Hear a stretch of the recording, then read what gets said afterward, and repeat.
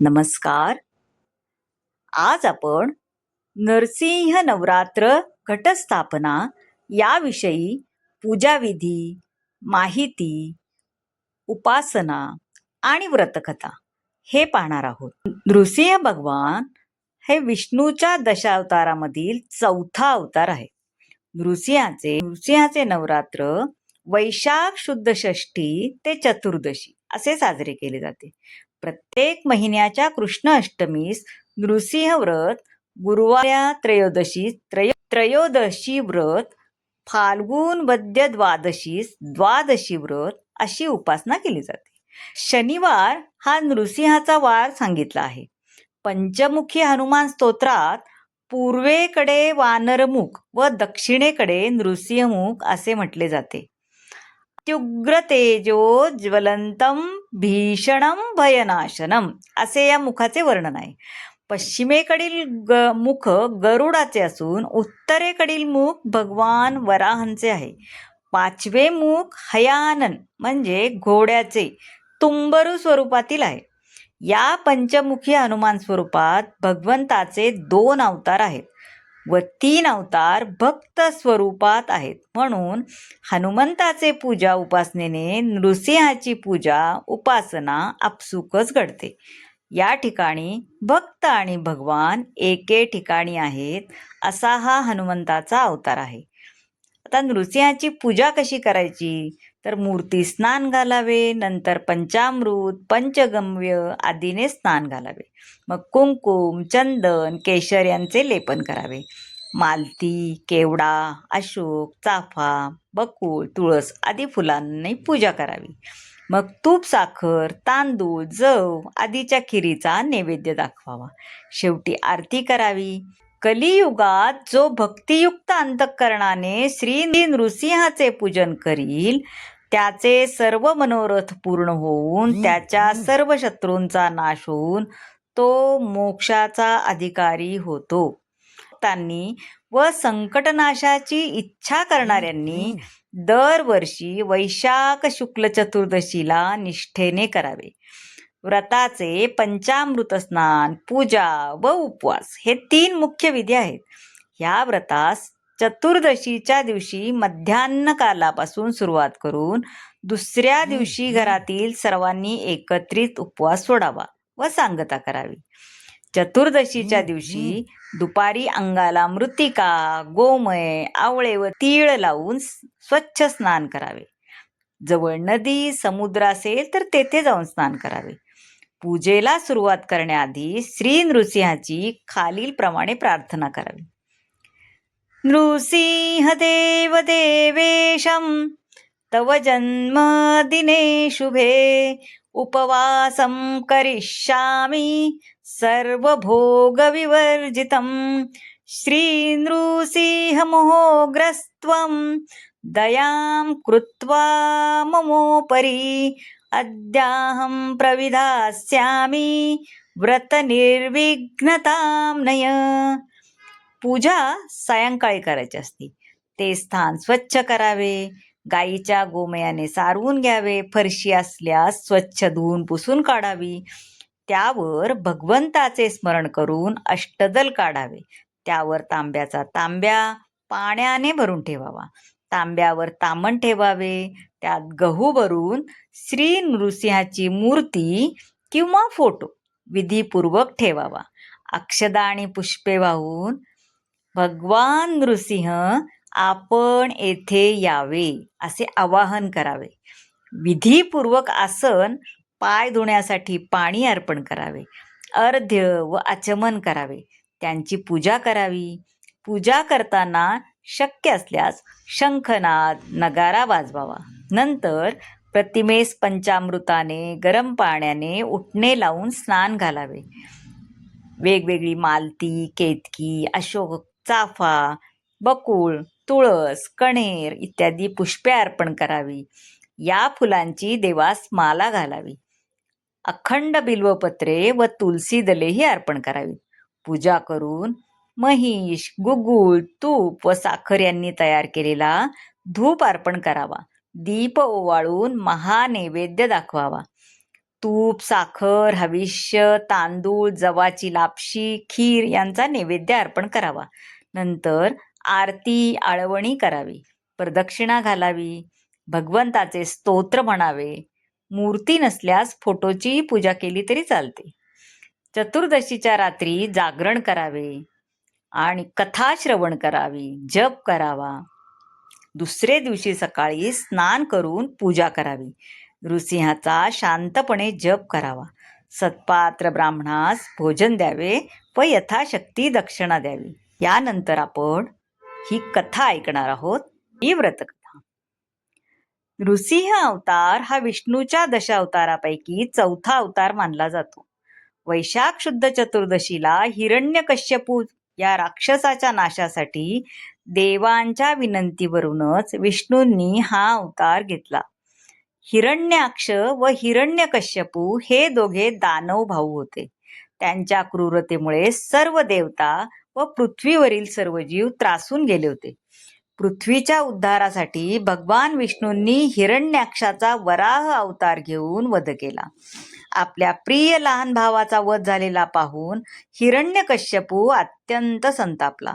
त्याने सर्व दानवांना आज्ञा केली की तुम्ही पृथ्वीवर जा आणि दान, तप, यज्ञ याद्वारे विष्णूची आराधना करणाऱ्यांचा नाश करा.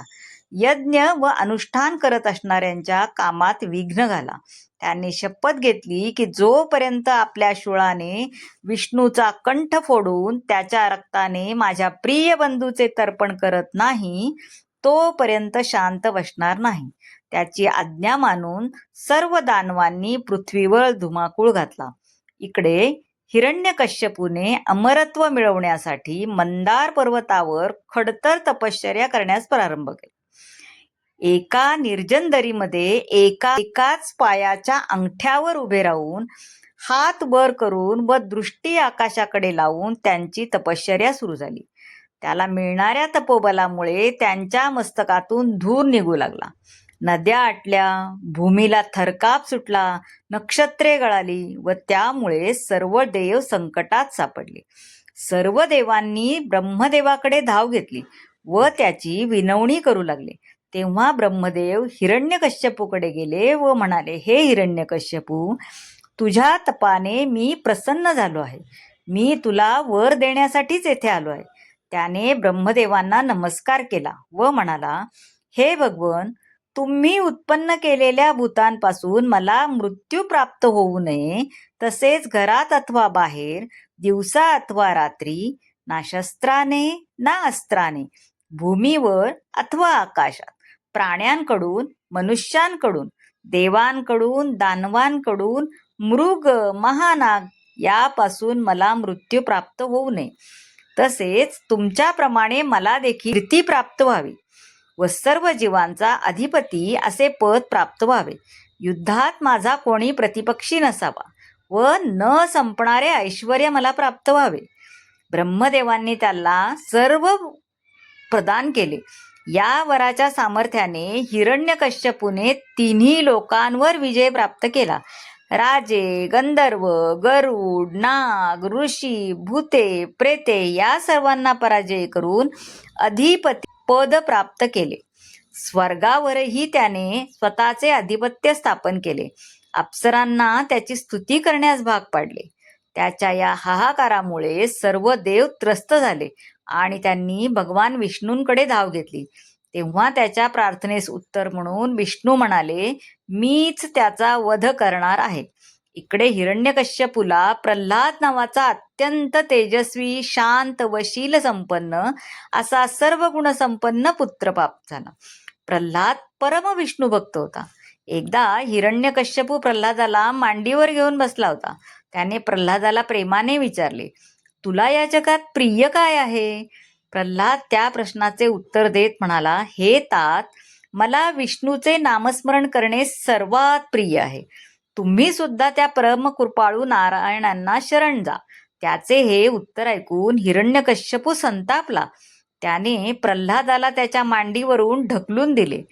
चुलत्याचा वध करणाऱ्या माझ्या परमशत्रूची तू स्तुती करतोस, तुला जगण्याचा अधिकार नाही. मग तू माझा स्वतःचा पुत्र असला तरी तुला मृत्यूदंडच असेल. असे म्हणत त्याने सेवकांना आज्ञा केली की प्रल्हादाला उंच कड्यावरून फेकून द्या. आज्ञेचे पालन करीत सेवकांनी प्रल्हादाला कड्यावरून फेकून दिले. पण विष्णूंनी प्रल्हादाला आपल्या कुशीत झेलले. कडेलोट करून देखील प्रल्हाद अजून जिवंत आहे आणि आनंदाने भगवान विष्णूचे नामस्मरण करत आहे.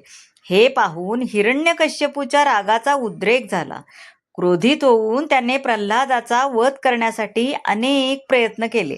त्याने प्रल्हादाला हत्तीच्या पायाखाली दिले, मोठमोठ्या सर्पांच्या कोठडीत कोंडले, भोजनामध्ये विषप्रयोग केला.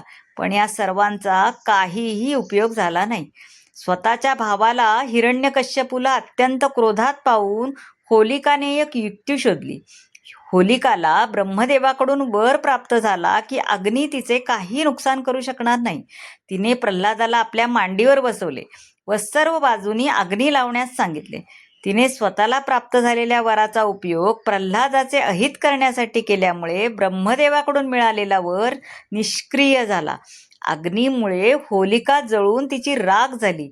जेव्हा अग्नी पूर्ण शांत झाला तेव्हा हिरण्यकश्यपूला प्रल्हाद सुरक्षितपणे भगवंताचे नामस्मरण करताना दिसला. हिरण्यकश्यपूचा क्रोध अधिकच वाढला. त्याने सेवकांना आज्ञा केली की प्रल्हादाला अन्न पाण्याशिवाय कारागृहात डांबण्यात यावे. सेवकांनी या आज्ञेचेही तंतोतंत पालन केले. पण यामुळे सुद्धा प्रल्हादाची भगवान नारायणावरील भक्ती थोडी सुद्धा कमी झाली नाही. सर्व प्रयत्न निष्फळ झालेले पाहून हिरण्यकश्यपू क्रोधाने पेटून उठला व त्याने प्रल्हादाचा वध करण्यासाठी प्रल्हादाला भरसभेत घेऊन येण्याची आज्ञा केली. श्री विष्णूचे नामस्मरण करत असलेला प्रल्हाद पाहून हिरण्यकश्यपू संतापून उठला आणि प्रल्हादाला उद्देशून म्हणाला, सांग, तो विष्णू कोठे आहे?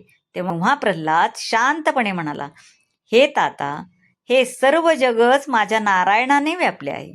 जळी स्थळी माझे विष्णू वास करत आहेत. प्रल्हादाच्या या उत्तरावर क्रोधित होऊन हिरण्यकश्यपू गरजला, मग या खांबामध्ये आहे का तुझा नारायण? प्रल्हाद म्हणाला, हो, या खांबात देखील आहेत माझे नारायण, माझे श्रीहरी. हे ऐकताच हिरण्यकश्यपूने त्या खांबाजवळ उडी मारली. त्याने आपली गदा उचलली आणि त्या खांबावर प्रहार केला आणि त्या खांबावर प्रहार करत म्हणाला, थांब, आज तुझा आणि तुझ्या श्रीहरीचा मी वध करतो. जसे त्याने गदेने खांबावर प्रहार केला तोच त्या खांबातून अति भयंकर आवाज उत्पन्न झाला. त्या आवाजाने ब्रह्मांड फुटले की काय असा सर्वांना भास झाला. तो नाद कोठून आला हे हिरण्यकश्यपूला सुद्धा समजले नाही. इतक्यात सर्व भूतमात्रामध्ये असलेली आपली व्याप्ती खरी करण्याकरता व आपल्या भक्ताने केलेले वचन खरी करण्याकरता ब्रह्मदेवाच्या वराचा मान राखत मनुष्याकार नव्हे व मृगाकार नव्हे असे अत्यंत अद्भुत रूप धारण करणारे श्रीहरी खांबातून प्रकट झाले. श्रीहरी विष्णूंनी घेतलेले हे रूप फारच भयानक होते. त्याचे धड मनुष्याचे व तोंड सिंहाचे होते. हिरण्यकश्यपूने नरसिंहाकडे धाव घेतली. नरसिंहाने त्याला गदेसह वर उचलले व संध्याकाळच्या वेळी दारामध्ये उंबऱ्यावर बसून त्याला आपल्या मांडीवर उत्ताना पाडून नखांनी त्याचे हृदय विदीर्ण केले. हिरण्यकश्यपूला मारल्यानंतर नरसिंहाने त्याचे शरीर मांडीवरून फेकून दिले व आयुधे उचलणाऱ्या राक्षसांनाही त्यांनी ठार मार केले व ते स्वतः सिंहासनावर जाऊन बसले. देवांनी त्याच्यावर पुष्पवृष्टी केली. अप्सरा आनंदाने नृत्य करू लागल्या व गांधर्व गायन करू लागले. क्रोधामुळे नरसिंहाच्या मुखातून आग बाहेर पडू लागली. तेव्हा प्रल्हाद नरसिंहाकडे गेला व त्याने साष्टांग नमस्कार केला. तेव्हा प्रत्यक्ष प्रभूने शांतपणे प्रल्हादाच्या डोक्यावर हात फिरवला. प्रल्हाद नरसिंहाची विनवणी करत होता की हे प्रभू, आता शांत व्हा. हे नरसिंहा, भयनिवृत्ती करता सर्व लोक ह्या नरसिंह अवताराचे स्मरण करतील. भक्त प्रल्हादाच्या प्रेमरूपी भक्तीने भगवान प्रसन्न झाले व देवी लक्ष्मी आणि डोक्यावर शेष नागासह त्यांनी त्यांच्या नरसिंह अवताराचे दर्शन दिले. यासह नरसिंह व्रतकथा समाप्त. यानंतर आपण नरसिंहाची आरती म्हणणार आहोत. कडकडीले परिस्तंभ गडगडिले गगन, अवनी होत आहे कंपायमान. तडतडती नक्षत्रे पडता ती जाण, उग्र रूपे प्रगटे नरसिंह वदन. जय देव जय नरहरिराया, आरती ओवाळू महाराज वर्या. जय देव जय देव. 21 वर्ग माळा डळमळली कैसी, ब्रह्म याच्या वाटे अभिनव चित्तासी. चंद्र सूर्य दोन्ही लोपती प्रकाशी, कैलासी शंकर दचके मानसी. जय देव जय नरहरिराया, आरती ओवाळू महाराज वर्या. जय देव जय देव. थरथरती त्या जटा जिव्हा लल्लळीत, तीक्ष्ण नख्यांनी दैत्य तो विदारित.